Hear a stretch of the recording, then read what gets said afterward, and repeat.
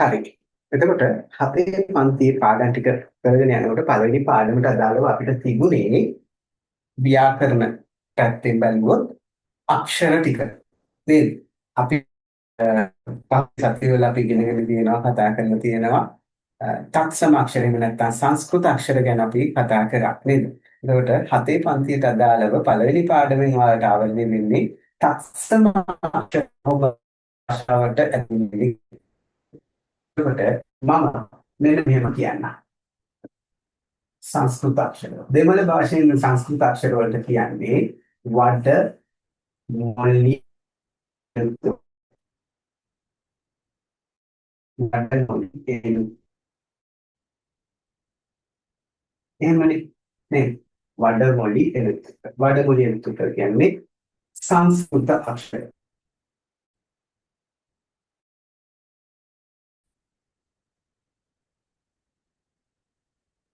සංස්කෘත අක්ෂර. දැන් ඔයාලට හිතයි දැන් අපි කතා කරන්නේ දෙමළ භාෂාව ගැන නේද? දෙමළ භාෂාවෙන් අපි ඉගෙන ගන්න. එහෙනම් සංස්කෘත භාෂාවක් මොකද? මේක ඇතුළට සංස්කෘත අක්ෂර ගැන කතා. ඒක දෙමළ භාෂාවේ අපි මුල ඉඳලා කතා කරනකොට නේද? දෙමළ පෙළ පොතේ දැන් ඔයාලගේ පෙළ පොතේ පිට කවරේ පළවෙනි පිට කවරේ ඇතුල් පිට ගත්තාම මෙන්න මේ පැත්තෙන් තියෙනවා ආනා ආවන ඊනා කියලා මෙන්න මෙහෙම මේ විදිහට එක පැත්තකට අක්ෂර ටිකක් තියෙනවා නේද? මේ පැත්තට තියෙන අක්ෂර වලට කියනවා අපි උයිර් උයිර් எழுத்துக்கள் කියලා. උයිර් எழுத்துக்கள். මම මේ මුල ඉඳලා අකුරු ටික හඳුන්වනවා. එතකොට මේ පැත්තෙන් තියෙන ව්‍යංජන අක්ෂර වලින් පටන් ගන්න අක්ෂර ටික. කයයෙන් පටන් ගන්න ඔන්නෝම අක්ෂර ටිකක් යනවා නේද? ව්‍යංජන අක්ෂර ටිකක් පහළට යනවා. ඒවට කියනවා අපි දෙවනින් මෙයි எழுத்துக்கள் කියලා.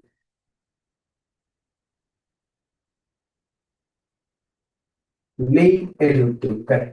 මෙයි எழுத்துக்கள் කියන්නේ ව්‍යංජන අක්ෂර. මෙයි எழுத்துக்கள். එතකොට මේ ස්වර අක්ෂර උයිර් எழுத்துக்கள் සහ මෙයි எழுத்துக்கள் ව්‍යංජන අක්ෂර මේ දෙකේ එකතුවෙන් හැදෙන අක්ෂර ටිකක් මෙන්න මෙතන තියෙනවා. ඒකට අපි කියනවා මිශ්‍ර අක්ෂර වල නේද? මේ ඒ ස්වර සහ ව්‍යංජන වල එකතුවෙන් හැදෙන මිශ්‍ර අක්ෂර වලට අපි දෙමළෙන් කියනවා උයිර් අක්ෂර උයිර් මේ පැත්තේ මෙයි உயிர் மெய் எழுத்துக்கள் உயிர் மெய் எழுத்துக்கள் உயிர் மெய் எழுத்துக்கள் ස්වර ව්‍යංජන අක්ෂර ඒ කියන්නේ මිශ්‍ර අක්ෂර ස්වර අක්ෂර සහ ව්‍යංජන අක්ෂර උදාහරණයක් ඇරෙන්න අල් කයන්නයි අයන්නයි එකතු වුණොත් කයන්න අල් කයන්නයි ඉයන්නයි එකතු වුණොත් කියන්න අල්ට අයන්නයි ආයන්නයි එකතු වුණොත් තායන්න ওই විදිහට ස්වර අක්ෂරයි ව්‍යංජන අක්ෂරයි එකතුවෙන් හැදෙන තුන්වෙනි කොටස. මේ පළවෙනි අක්ෂර වර්ගය අපි කතා කරනවා. මේ දෙවෙනි අක්ෂර වර්ගය අපි කතා කරනවා. ඊට පස්සේ මේ තුන්වෙනි අක්ෂර වර්ගය අපි කතා කරන මිශ්‍ර අක්ෂර උයිර් මෙයි எழுத்துக்கள். ඊට පස්සේ මෙන්න මෙතන තියෙනවා තුනක් වගේ දාලා එක අකුරක් තියෙනවා. නේද? වාගේ දෙමළ පෙළ පොතේ 6 එකේ තියෙනවා 7 එකේ තියෙනවා දිගටම තියෙනවා. ඕකේ තියෙනවා එක අකුරක් මෙතන. තිත්තුනි. ඒකට කියනවා ආයුධ එළුතු කියලා. ආයුධ එළුතු. එක අකුරයි තියෙන්නේ. මෙන්න මෙහෙම. අක්කයි. මේ අකුරේ උච්චාරණය කිව්වොත් දැන් සාමාන්‍යයෙන් දැන් මේ බිඳුවනේ බිඳුවේ ශබ්දය කියන්නේ සිංහලෙන් නේද? සිංහල බිඳු අක්ෂරේ දන්නවනේ ඒක උන් කියලා කියන්න අපහසු නිසා ඉතින් ඒකට මුලින් අයන්න දාලා කියනවා අන් කියලා. තව අකුරක් තියෙනවා බිංදු දෙකක් දාලා. ඒක කියන්නත් අපහසු නිසා මුලට අයන්න දාලා කියනවා අක් කියලා. ඇත්තටම මේ අයන්න අයින් කරොත් මේ බිංදු දෙකේ ඇත්තම ශබ්දය මෙන්න මෙහෙම කියන්න පුළුවන්. අර කයන්න කියලා කියන්න පුළුවන්. එතකොට මෙන්න මේ ශබ්දය තමයි මේ අකුරේ උච්චාරණය නේද? මෙන්න මෙහෙම තියෙන දෙමළ අක්ෂරේ උච්චාරණය අක් අල් කයන් අක්ෂරය අක් නේද? කියන අක්ෂර උච්චාරණය තමයි මෙතන තියෙන්නේ. නේද? අල් කයන්නේ උච්චාරණය. එතකොට මේක වැඩිපුර භාවිතා වෙන්නේ නෑ භාෂාව තුළ ආයුධයක් හැටියට තමයි භාෂාව වෙන්නේ. දැන් භාවිතා වෙන්නේ. උදාහරණයක් හැටියට අපි මෙහෙම හිතමුකෝ පුතේ. දැන් සමන් ළඟ අඹගෙඩි දෙකක් තියෙනවා. එතකොට ජනනිට ජනනි ළඟ අඹගෙඩි දෙකක් තියෙනවා. සමන් ඊට පස්සේ නේද? සමන් ළඟ ගෙඩි තුනක් තියෙනවා. ජනනි ළඟ අඹගෙඩි දෙකක් තියෙනවා. එනම් සමන් සහ ජනනි දෙදෙනා ළඟම ඇති අඹගෙඩි ගණන කියලා අපි පහක් දානවා. එතකොට එනම් කියන එක වෙනුවට භාවිත කරනවා නේ ගණිත පාඩමේ නේද? ගණන් පාඩම කරද්දී එනම් කියන එකට මේක භාවිත වෙනවා. ඒ වගේ අවස්ථාවල භාවිත වෙනවා. එතකොට කියන්නේ වර්ණවත් කරන්න. භාෂාවේ වර්ණය වැඩි කරන්න. අලංකාරයේ වෙන්නේ මේ අක්ෂර භාවිතා වෙනවා. හරි. ඉතින් අපි එතනට වෙනකන් අපි දන්නවා 7 වසරේදී පුතේ මීට අමතරව තවත් අක්ෂර 5ක් අපි භාෂාවට ඇතුළත් කරගන්නවා. දැන් අපි හිතමුකෝ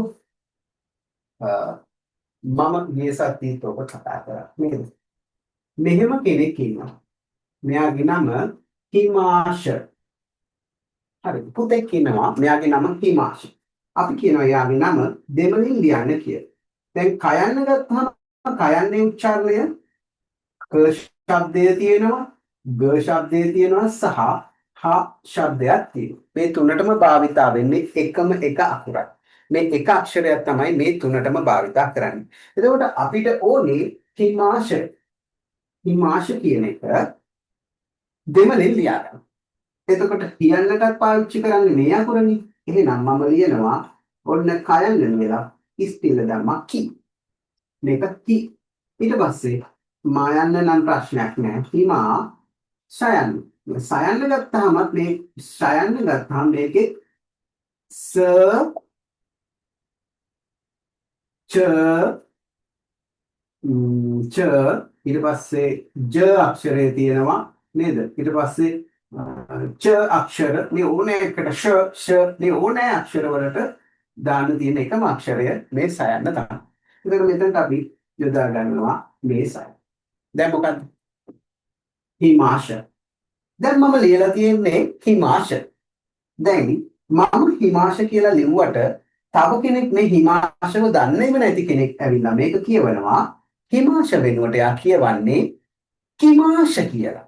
එක්කෙනෙක් කියනවා කිමාශ කියලා. කිමාශ. අපිට කියන්න බෑ මෙයා මේක කියවුවා වැරදි කියලා. ඇයි? මෙයාට තියෙනවා කියන්නේ ශබ්දයක් තියෙනවා. භාවිතා වුණාට මෙතනදී යා කී ශබ්දේ කියනවා. තව කෙනෙක් කියනවා නෑ එයාගේ නම ගිමාශ කියලා. නේද? ඒත් අපි වැරදි කියන්නේ. දැන් මේ ෂෝ එකත් අපිට මේ වෙනුවට එයා මෙහෙම කියනවා වෙන්නත් පුළුවන්. ගිමාච. නෑ එයාගේ නම ගිමාච. හරිනේ. මේ අකුරු ටිකෙන් මේ උච්චාරණයෙන් දක් පුළුවන්. ඉතින් ඒ වගේ ප්‍රශ්නාර්ථ අවස්ථාවක් තියෙනවා නේද? ප්‍රශ්නයක් මතුවෙන අවස්ථාව. කියන්නේ මේකේ උච්චාරණය හරියටම ඉදිරිපත් කරගන්න බැරි වෙන එක්තරා අවස්ථාවකදී අපි මොකද කරන්නේ? දැන් ඔයා හිතන්නකෝ. දැන් ඔයාලඟ පෑනක් නැහැ. නිලිය ඉන්නවා. ඔයාලඟ දැන් ඊළඟට ලියන්න යනකොට නිල් පෑනෙන් ලියන්න ඉන්නවා. ඒක වෙනස් දෙයක් ලියන්න ඕනේ. කළු පෑනක් ඕනේ. දැන් ඔයාලඟ කළු පෑනක් නැහැ. මොකද කරන්නේ? ඔයා ඉස්කෝලේදී නම් ඔයාගේ ළඟම ඉන්න යාළුවගේ නේද? ඔයාගේ හොඳම යාළුවගේ කළු පෑන අනේ වගේ කළු පෑන මට පොඩ්ඩක් දෙන්න කියලා ළඟ යාළුවගෙන් ඉල්ල ගන්නවද නැහැ? නේද? ඉල්ල ගන්නවනේ. එතකොට දෙමළ භාෂාව හැදිලා තියෙන්නේ සංස්කෘත පාලි මේ වගේ භාෂා වලින් බිඳිලා ආපු භාෂාවක් තමයි ඉස්සර කාලෙක ආපු එකට ඉඳලා වෙන් වෙලා ළඟම හිටපු ඥාති භාෂාවන් ටිකක් කිව්වොත් මම නිවැරදි. මොකද සිංහල භාෂාවත් බින්දෙන්නේ පාලි සංස්කෘත වලින්නේ. එතකොට දෙමළ භාෂාවත් එහෙම තමයි. එතකොට Taman ළඟ තිබුණ ළඟම ඉන්න යාළුවගෙන් ඉල්ල ගන්නවා මට මෙන්න මේ උච්චාරණයට වෙනම අකුරක් ඕනේ. මම ලොකු ප්‍රශ්නයකට මුහුණ දීලා ඉන්නේ. මම දාන අකුර නෙමෙයි මේගොල්ලෝ උච්චාරණය කරන්නේ වෙන වෙන ඒවා උච්චාරණය කරනවා. ඒ හින්දා මේක හරියටම කියාගන්න මට ඔයාගෙන් අකුරු ටිකක් ඕනේ කියලා සංස්කෘත භාෂාවෙන් අකුරු කිහිපයක් ණයට ගන්නවා නේද? ඉල්ල ගන්නවා. ඒ අකුරු පහ තමයි අපි අද මේ කතා කරන වඩමොළි එනතුරු. අපි මේක ඊට කලින් කතා කරලා තියෙනවා. දැන් මම ඒ අකුරු පහ තමයි මෙතන ලියන්න යන්නේ. අක්ෂරය දැන් මතකද බලන්න මේ අකුරු ටික. මෙන්න එක අකුර. ඊළඟ අකුර. වයන්න වගේ පටන් ගෙන රයන්න වගේ ඉවර වෙනවා. අකුරු දෙකයි. තව එකක් වයන්න වගේ පටන් ගෙන ටි අකුර වගේ ඉවර වෙනවා. තුනක්. තව අකුරක් තියෙනවා. මෙන්න මේ විදිහට ලයන්න වගේ ඉවර වෙනවා. වයන්න වගේ පටන් ගෙන ලයන්න වගේ අවසානෙට පයන්න වගේ පටන් ගෙන ව අකුර වගේ නිකන් අමුතු විදිහට ඉවර වෙන අක්ෂරයක්. හැබැයි දීර්ඝ ස්පිල්ලක් වගේ එකකුත් තියෙනවා. මෙන්න අක්ෂර පහ. කලින් නම් අක්ෂර 6ක් තිබ්බා. මෙන්න මේ අකුරක් තිබ්බා. මේ සයන්න වගේ පටන්ගෙන ඒක වයන්නක් වගේ ඉවර වෙලා අර මේ අක්ෂරය ඉවර වෙනවා. මේ අකුර පසු කාලිනව ඒක ඉවත් වුණා. මොකද දැන් බැඳි අක්ෂර භාවිතා වෙන්නේ නැති නිසා. ඒ නිසා අපි ඒක ඕනේ. මේ අකුර මේකට සමාන තව අක්ෂරයක් ස්වර අක්ෂරයක් තියෙනවා. දැක් මතකද කියලා හිතන්න. මෙන්න මේක ස්වර අක්ෂරයක්. මෙයා පොඩ්ඩක් වෙනස් වෙලා තියෙනවා මෙතන. මොකද්ද වෙනස? යටින් යට කොටස මේ ය අකුර වගේ එන්නේ නැතුව අනිත් පැත්තට කැරකෙනවා. මේක දෙමළ භාෂාවේ I අක්ෂරය. I අක්ෂරය. ඒකට මෙතන තියෙන්නේ මොකද්ද මේ අක්ෂරය? මතක ඇති කට්ටිය කියන්න බලන්න. මොකද්ද පුතේ අක්ෂරය? ජ නේද? ඊළඟට මෙන්න තව අකුරක්. දෙවෙනි අකුර. මොකද්ද මේක? මේක හයයි. අපේ ගැටලුවට උත්තරේ ලැබුණා නේද? හිමාශ කියලා ලියන්න ඔන්න අලුතෙන් අපිට අකුර හම්බුණා. දැන් මේක දාලා ලිව්වොත් කවදාවත් මේක වෙන උච්චාරණයක් නැහැ. කෙලින්ම උච්චාරණය විතරයි. ඒකට හිමාශ කියන්න ඔන්න ඒක ලියන්න පුළුවන්. ඔන්න අපි හිමාශ ලියන්න හයන්න ගත්තා. පිල්ලම දැම්ම ඔන්න හි. ඊළඟට මයන්න තියෙනවා. හිමා ෂ එකත් පොඩි ගැටලුවක් අපි එතනටත් එනවා. මේ තියෙනවා තව එකක්. වයන්නෙන් පටන් ගෙන ටියන්නෙන් ඉවර වෙච්ච අකුර. මේක මහ ප්‍රාණශ නේද? මෙන්න මේ ශයන්.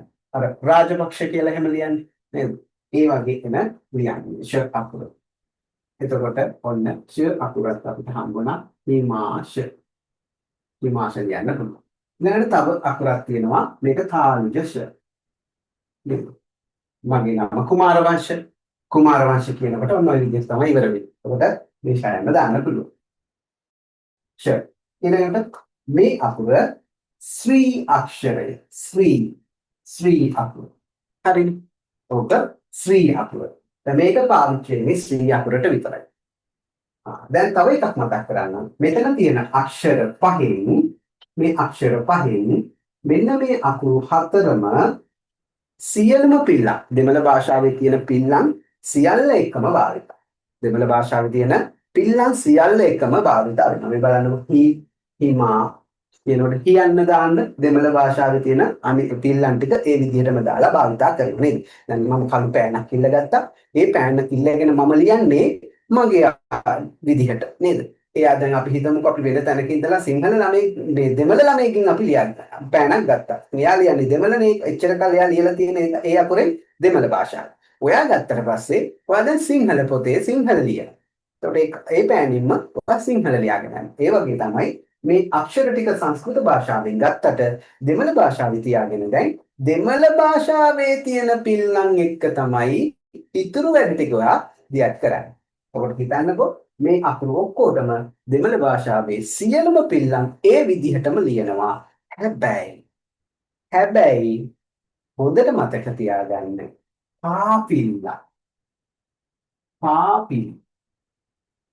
පාපිලියදීම විතරක් චුට්ටක් වෙනස් වෙනවා. පාපිලියදීම මදක් වෙනස් වෙනවා. හරිද? ඒ කියන්නේ අනිත් පිල්ලම් ඔක්කොම දෙමළ භාෂාවේ පිල්ලම්ම තමයි යොදන්නේ. පාපිල්ලම් යෙදීම විතරක් මේ තත්සම අක්ෂර එහෙම නැත්නම් සංස්කෘත අක්ෂර වඩමොළි යදුතුක්කල් කියන මේ දෙමළ අක්ෂර සංස්කෘත අක්ෂර වලට වෙනස් වෙනවා. මෙන්න මේ ශ්‍රී අකුර තියෙනවා නේද? මේ ශ්‍රී අකුර භාවිතා වෙන්නේ ශ්‍රී අකුර වෙනුවෙන් විතරයි. එයාට කිසි පිල්ලමක් එකතු කරන්නේ නැහැ. ශ්‍රී අකුරක් හැටියට පමණයි ඒක භාවිතා වෙන්නේ. මෙන්න මේ අකුරු හතරට තමයි අනිත් පිල්ලම් ටිකයි අර වෙනස් වෙන පාපිලි යොදන්නේ. ඔයාලට මම කලින් කිව්වා නේද අකුරු 6ක් තිබෙන එකක් අයින් වුණා කියලා. මෙන්න මෙහෙම අකුරක් තිබ්බා කියලා කිව්වේ. හයන්නෙන් පටන් එන වයන්නේ ෂ අකුරින් ඉවර වුණා කියලා. මේකේ උච්චාරණය ෂ මතකයි නේද? සිංහල භාෂාවෙත් මෙහෙම අකුරක් තිබ්බ ඉස්සර. දැන් භාවිතා වෙන්නේ නැහැ. ක්ෂ බැඳි අක්ෂර අයින් වුණානේ. ඒ නිසා එයාවයි මෙයාවයි දෙන්නවම දැන් අපි අයින් කරගෙන තියෙනවා. හරිද? එතකොට අපිට දැන් තියෙන්නේ අක්ෂර පහයි. අක්ෂර පහෙන් මේ ශ්‍රී අක්ෂර වෙනුවෙන් පමණයි. හරිද? ශ්‍රී අක්ෂරය වෙනුවෙන් පමණයි අනිත් ඒවා විතරයි ඉතුරු පිල්ලම් සමග එකතු කරලා ලියන්නේ. හරි. එහෙනම් මම මුලින්ම කියනවා මේක ලියලා තියෙන අය ආයෙ ලියන්න අවශ්‍ය නැහැ. ලියලා නැත්නම් මාතෘකාව දාන්න වඩමොழிයේ නුතුක්කල් කියලා දාලා මෙන්න මෙහෙම අක්ෂර ටික ලියලා මේ පැත්තෙන් උච්චාරණ කියලා ලියලා මේ අකුරු ටික ලියා ගන්න. ඒ ටික ලියලා ඉවර කට්ටිය මේ කලින් ලියලා තියෙනවා නම් ලියලා ඉවර කට්ටිය ඊට පහළින් හරිද? ඊට පහළින් මේ අක්ෂර දැන් උදාහරණයකට ජයන්න ගත්තනම් ජයන්නේ සිට ජව් දක්වා අක්ෂර 12ම එක පිළිවෙලට ලියලා පෙන්නන. දැන් අයන්න ගත්තාම ආ ඉ ඊ උ ඌ ඒ අයි ඔ ඕ ஔ ආන ආවන්න ඊන ඊයන්න ඌන ඌවන්න ඒන ඒයන්න අයන්න ඕන ඕවන්න අවවන්න අකුරු 12යි. මේ අකුරු 12 ස්වර අක්ෂර. එතකොට ඒ ස්වර අක්ෂරات එක්ක එකතු වෙලා හැදෙන මේ ව්‍යංජන මේ මිශ්‍ර අක්ෂර ටික මේ තත්සම අක්ෂර නැත්නම් උත්තර ಭಾರತೀಯ සංස්කෘත අක්ෂර වලින් අපි දැන් ලියන්න යනවා. දැන් මේ ටික ලියලා නම් තියෙන්නේ ඊට පහට. ඔබතේ. සර් එතකොට සර් මේ අකුරු පහටම දාන්නෙත් අර මේ කලින් දාපු පිල්ලම්ම නේද සර්? කලින් දාපු පිල්ලම් ටිකමයි එක දෙයක් මතක තියාගන්න. පා පිල්ලම් දාන අකුරු දෙකේ ස්පේස් එක තියන්න.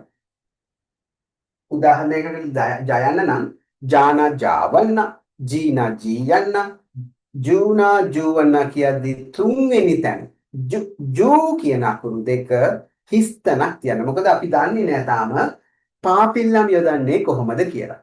මුලින්ම අපි මේ අකුරු ටික පිළිවෙලට කියලා බලමු. ඔව්. එතකොට සර් මේ තුන්වෙනි අකුරට සර් සයන් කොහොමද සර් මේ ඉස්සෙල්ලාම පිල්ලම් දාන්නේ. ජයන්න ගත්තාම මෙන්න මෙහෙම G නේද? G හයන්න ගත්තාම හී යන්නේ. කුක්කු මේ පාපිලි යොදන්නේ පස්සේ අපි ඒකට ඉඩ තියාගෙන ඉතුරු අකුරු ටික ලියන්න පාපිලි යොදන විදිය මම වෙනම කියලා දෙන්න. හරිද? මම දැම්මම කිව්වොත් ඔයාලට වැඩ පටන් ගන්න බෑනේ. ආයිබෝවන් සර්. ඔව් පුතේ ආයිබෝවන්. එතකොට මේ මම ඉන්නේ සර් මේ හරි අහගන්න පුතේ මේ ෂ අක්ෂරය දැන් බලන්නකෝ මේකට ඇල පිල්ල දානවා මෙහෙම නේද? එතකොට කොම්බුව දාන්නේ මුලට කොම්බුව දාන්න නේද? දීර්ඝ කොම්බුව දාන්න නේද? එතකොට දීර්ඝ කොම්බුවයි ඇල පිල්ලයි දාන්නත් පුළුවන්. මේ ඔක්කොම අපිට දාන්න පුළුවන්. එතකොට කොම්බුවයි ගායන කිත්තයි දාන්න පුළුවන් නේද? මේ හැම අකුරක්ම අපිට දාන්න පුළුවන්. ඒ දාන විදිහටම දාගෙන යන්න. පාපිල්ලන් දාන අක්ෂරය විතරක් ඉතුරු කරගන්න. පාපිල්ලන් දාන අකුර විතරක් ඉතුරු කරගන්න. ඔව් පුතේ. සර් මේ පළවෙනි ෂයන්නට සර් කොහොමද ඉස්පිල්ල දාන්නේ? පළවෙනි ෂයන්න තුන්වෙනි අකුර සර්. මේ ෂයන්න මේ මේ මහා ප්‍රාණ මේ අකුර මේ ෂයන්නට හල් කිරීම දාන්නේ කොහමද? සාමාන්‍යයෙන් අනිත් අකුරු වගේමයි. හල් කිරීම එහෙමයි. තිත දානවා එච්චරයි පුතේ. හල් කිරීම නම් තිත දානවා නම් මෙහෙම, ඉස්පිල්ල දානවා නම් මෙහෙම, දීර්ඝ ඉස්පිල්ල නම් මෙහෙම, නේද? ඇල පිල්ල මෙහෙම, කොම්බුව එච්චරයි. පාපිලි දාන එක විතරක් දැම්මම දාන්න එපා. පාපිලි දැමීම වෙනස් වෙනවා. ඒක මම දැම්මම කිව්වේ නෑ. තව කට්ටිය ඇවිල්ලා නැති හින්දා පාපිල්ල දාන එක එකපාර කියන්නම් කියලා බැලුවේ හැමෝටම තේරෙන්නේ. සංහිඳ ඇවිත් තිනවා සංහිඳ කරුවලේද? සර් මම සර් මගක ඉන්නේ සර් මම තාම සර් මේ ක්ලාස් ආ එකක් කියලා කරන ගමන් සර් මේ හරි. මම අද රෙකෝඩින් එකක් දෙන්න බලන්නම්. බැරි වුණ කට්ටියට එතකොට රෙකෝඩින් එක අහන්න පුළුවන් වෙයි. සර් මම මේ මීන්ගෙන්වත් අඩිට ගිහිල්ලා ගන්නම් සර්. හරි. හරි. මම රෙකෝඩින් එකක් දෙන්න බලන්නම් අද. පොඩ්ඩක් දැම්ම රෙකෝඩින් එකක්. හරි. වැඩේ කරගෙන යන්න දැන් හම්බෙච්ච විදිහට දැන් පටන් ගන්න. දැන් ඉඳලා පටන් ගන්න වැඩේ කරගෙන යන්න. දැන් කලේ මෙච්චරයි. ආපහු මුල ඉඳලා කියනවා නම් අපේ භාෂාවට වෙනත් භාෂාවකින් එකතු කරගත්තු අක්ෂර පහක් තියෙනවා. ඒ තමයි වඩමොළි එලුතුකර. වඩමොළි එලුතුකර කියන්නේ උත්තර ಭಾರತೀಯ සංස්කෘත අක්ෂර. එහෙම නැත්නම් අපි ඒක තත්සම අක්ෂර කියලා කියනවා. මේ අක්ෂර පහ භාෂාවට ඇතුළු කරගත්තේ භාෂාවේ උච්චාරණ පහසුව සඳහා. මේ අක්ෂර පහම මෙන්න මේ විදිහට ගැන්වෙනවා. කියන්නේ උච්චාරණය මේ විදිහට ලබා ගන්නවා. පළවෙනි අකුර ජයන්න, දෙවෙනි අකුර හයන්න, තුන්වෙනි අකුර ෂයන්න, ඊළඟට ස, ඊළඟට ස්වී. මේකෙදි පළමු අක්ෂර පහ දෙමළ භාෂාවේ තියෙන සියලුම පිල්ලම් සමග ඒ විදිහටම යොදාගෙන භාෂා කරනවා. පාපිල්ලම් හැර. පාපිල්ලම් යෙදීම පමණක් මදක් වෙනස් වෙනවා. දැන් මම කිව්වා මේ අක්ෂර ටික පහලින් ජ අකුර ගත්තාම ජයන්නේ සිට ජව් දක්වා. හයන්න ගත්තාම හයන්නේ සිට අහා හිහි පුපු එහේ හයි පොපෝ හව්. ස ගත්තාම ශෂා ශිෂි ශුෂු ශෂේ ශයි ශොෂෝ ශව්. ඊට පස්සේ මේක ස සසා සිසි සුසු සෙසේ සයි සොසෝ සව්. ඒ විදිහට අක්ෂර හතරම පළවෙනි අකුරේ ඉඳලා 12 වෙනි අකුර දක්වාම ලියන්න පාපිලි යොදන අක්ෂර දෙක විතරක් හිස් තැන් කියන්න. එහෙම නැත්නම් මේ අකුර විතරක් ලියලා ඉතුරු කරගන්න. පාපිලි යොදන්නේ පොඩ්ඩක් වෙනස් විදිහට. අකුරු ටික ලියලා ඉවරලා අපි බලමු කොහොමද පාපිලි යොදන්නේ කියලා. පුතේ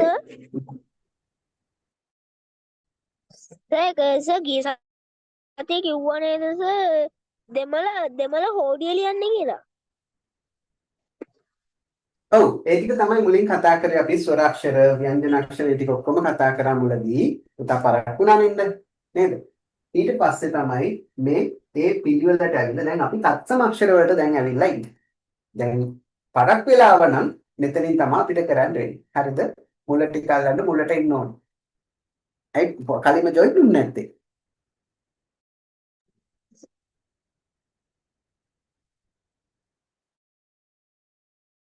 සර් මට සර් මේ අද ඩාන්සින් ක්ලාස් එකක් තිබ්බා සර් මට ඒකේ තමයි මේ කලින් ජොයින් වෙන්න බැරි වුණේ සර් 6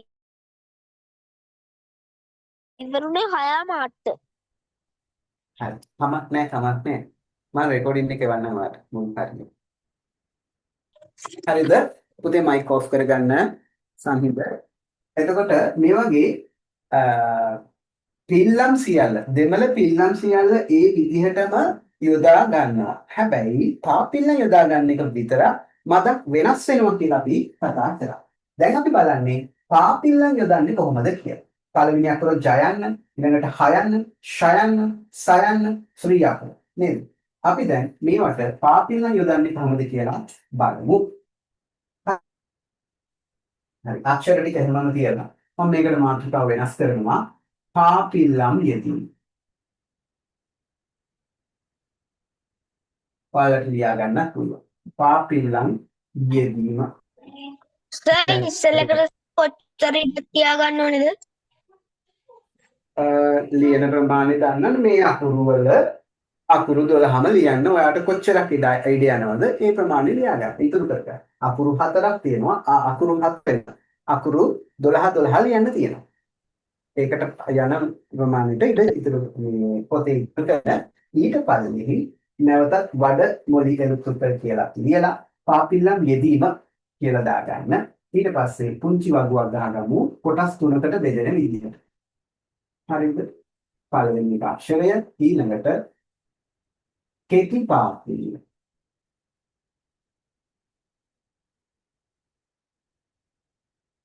අනිත් එක දීර්ඝ පාපිල්ල.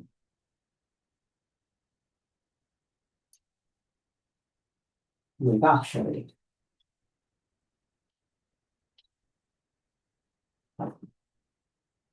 පුංචි වගුවක් ගහගන්න.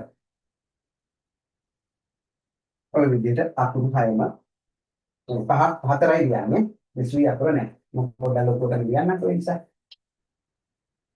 පළවෙනි අකුර ජ ලිව්වා අපි. මේක පිළිවෙලක් අවශ්‍ය නැහැ. මේ අකුරු ටිකම මේ විදිහටම පිළිවෙලට ඕනේ කියලා නැහැ. අකුරු හතර ලියලා තිබ්බොත් හරි.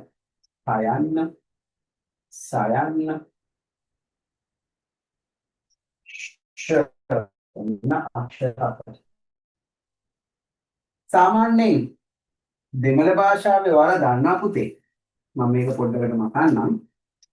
දෙමළ භාෂාවේ පයන්න වයන්න නයන්න මේ වගේ අකුරු. හරිද? එතකොට තව තියෙනවා. මේවට පාඨයන්ගේ දෙන්නේ එක්තරා විදිහකට. පහලට මෙහෙම ඉලක්ක. මෙන්න මෙහෙම පහලට ඉලක්ක තියෙනවා. ඔන්න පු වු මු පාපිලියක් තියෙනවා. එතකොට මේකෙම දීර්ඝ පාපිල්ල නම් පයන්නට අර ඉර ඒ විදිහට ඇවිල්ලා ආයන්නට වල එන්නේ. ගූ යන්නත් එහෙමයි. මූ යන්නත් එහෙමයි. ඊට පස්සේ තවත් සෙට් එකක් බලමු. දන්තජ නයන්න. මූර්ධජ නයන්න. එතකොට තයන්න. මෙන්න මේ නයන්න. මේ වගේ අක්ෂර තව තියෙනවා. මේ වගේ අකුරු පාපිල්ලන් යොදන්නේ කොහොමද? නයන්න නම් මෙන්න මේ. මූර්ධජ නයන්න ඒකත් ඒ තයන්න නම්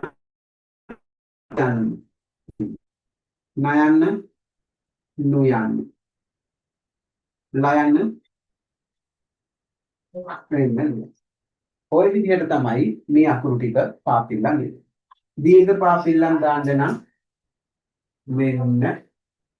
මෙන්න දැම්මා මෙන්න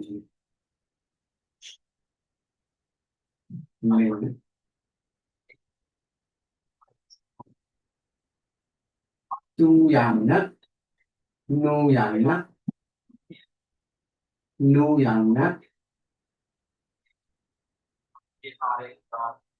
නු යන්න හරිනේ. ඔව්ද? මෙන්න මේ විදිහට තමයි පාපිලි මේ විදිහට යන්නේ. ඔය විදිහට එක එක අකුරු වලට එක එක විදිහයි. නේද? එතකොට පහලට දාන පාපිලි යෙදීම දෙමළ භාෂාවෙන් වුණ යෙදීම එකින් එකට වෙනස් වෙනවා. නේද? එතකොට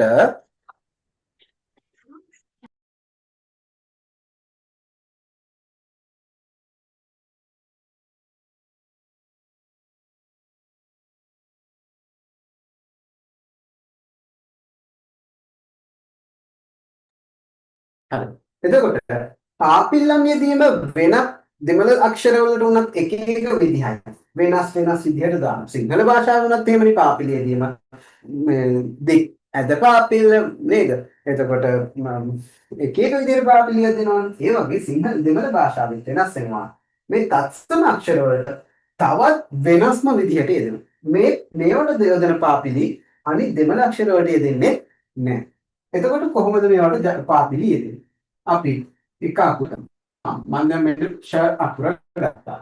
මේ ෂ අකුරට කෙටි පාපිල කෙටානවා නම් මෙන්න මෙතනින් මෙහෙම කරකවලා මෙන්න මෙහෙම සාමාන්‍යයෙන් ෂි අකුර ලියද්දී ෂියන්න ලියන්නේ මෙහෙමනේ.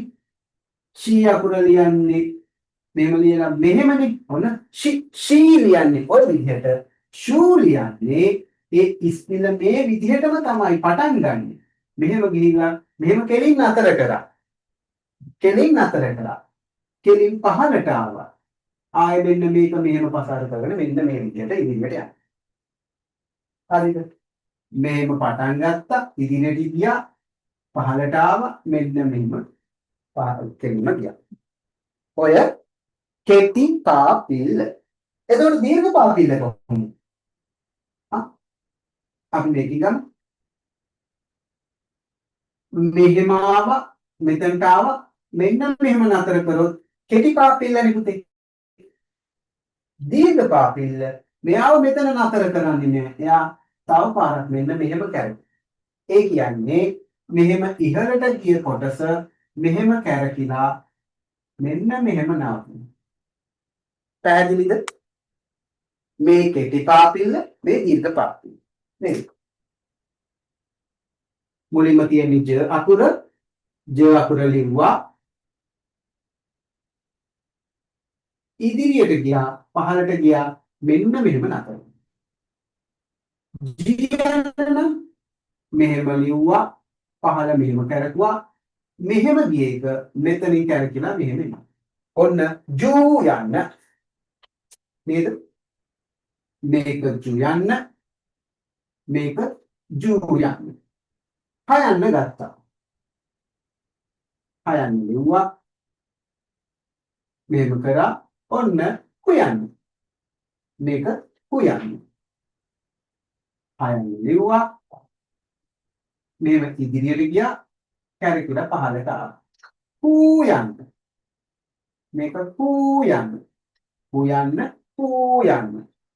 නැවත මෙතනට සයන්න ලිව්වා. මෙන්න සයන්න. මෙහෙම ලිව්වා ෂුයන්න. ෂයන්න ලිව්වා මෙහෙම ගියා කැරකිලා පහළට ආවා. ෂුයන්න. තාලුජ ෂු තාලුජ ෂූ. ඊළඟට ෂ අකුර ලිව්වා. අපි මුලින්ම ලිව්වේ මෙතන. නැවතත් ෂයන් ලිව්වා ඉහළට ගියා මැදින් කපල දෙවෙනි රවුමත් ෂු රයිට්. සම්පූර්ණ කරගන්න බලන්න. හරි ලේසි. මේක අකුරු දෙකක් මෙතන තියෙන්නේ දෙකම දෙකලා තියෙන්නේ. කාලෙම අපි ඒක මකන්න සිද්ධ වුණානේ. හරි. ඒක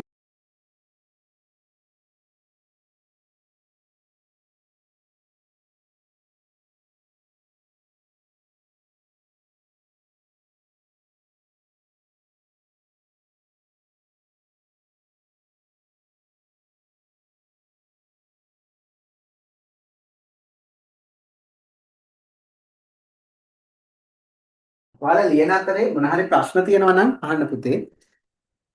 එතකොට තත්සම අක්ෂර ගැන අපිට කියන්න තියෙන්නේ වඩමොළි එළුතුස්කර. උත්තර භාරතීය සංස්කෘත අක්ෂර. සංස්කෘත අක්ෂර. එහෙම නැත්නම් තත්සම අක්ෂර. දෙමළ භාෂාවේ වඩමොළි එළුතුස්කර කියලා කියන සිංහල භාෂාවෙන් සංස්කෘත අක්ෂර කියලා මේක හඳුන්වනවා. එහෙම නැත්නම් තත්සම අක්ෂර කියලා කියනවා. මේ අකුරු තියෙන්නේ අක්ෂර 5යි 4යි පිල්ලම් සහිතව යෙදෙන්නේ. මේකදී අපි කතා කරා පාපිල්ලම් යෙදීම පමණක් මදක් වෙනස් වෙනවා කියලා. මෙන්න තියෙනවා පාපිල්ලම් යොදන අකුරු ටික. මම ගෲප් එකට දානවා පුතේ අද පන්ති ඉවර වුණාට පස්සේ අක්ෂර ටික ලස්සනට ලියලා පොතක ලියන ආකාරය ලියලා ඔයාලා ඒක පහලට ලියන්න ඕනේ අකුර. ඒ පිළිවෙලටම ඒ විදිහටම බලලා ලියලා ඒක පිළිවෙලටම ලියන්න සහ ඊට පස්සේ පහලින් මම පාපිල්ලම් සමග අක්ෂර ලියන්නේ කොහොමද කියන එකත් මම ලියනවා පුතේ. ඒකත් ලස්සනට ලියන්න. හරි? right. ඒ ටික මම group එකට දාන්නම්. ඒක බලලා ඔයාලට පොත් එක අපි ඩවුන් කරගෙන මට ඒක නම් එවන්න ඕනේ. හරිද? WhatsApp කරලා හරි කොහොම හරි එවන්න. මට ඒක බලන්න ඕනේ අකුරු පිළිවෙලට ලියලා